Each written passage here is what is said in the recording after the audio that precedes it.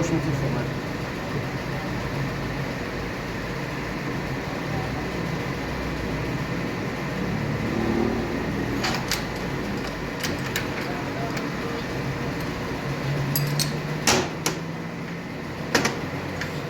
خب سلام و خسته نباشید دوستای عزیز و همکارای گرامی، خیلی دوستتون دارم.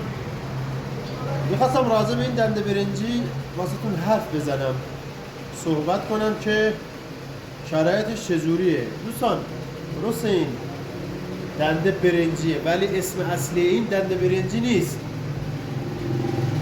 اسم اصلی این ترمز دنده است. بهش میگن ترمز دنده، مثل لن ترمز میمونه. این دنده را الان مشاهده کنید، ببین این دنده باید حداقل فیلر 25 جای بگیره. خب ولی الان اگه ببینید نگاه کنید کلا میچسبه، نباید این بچسبه. اون فیلر رو بیار، فیلر بود، فیلر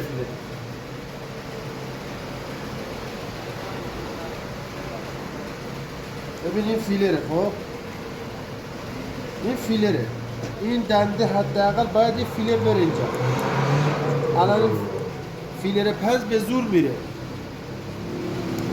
یعنی چی؟ این دنده خراب شده.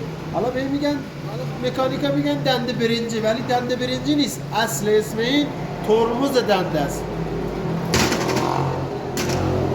خراب شدنشون هم که اینه، اینجاست. ببینید یه خطای ریز ریزی داره.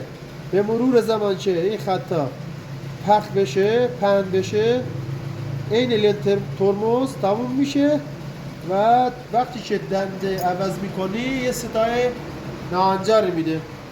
خواستم که بگم این دنده برنجی چون زرد برنجی است بهش میگن دنده برنجی، ولی اصل این دنده برنجی نیست.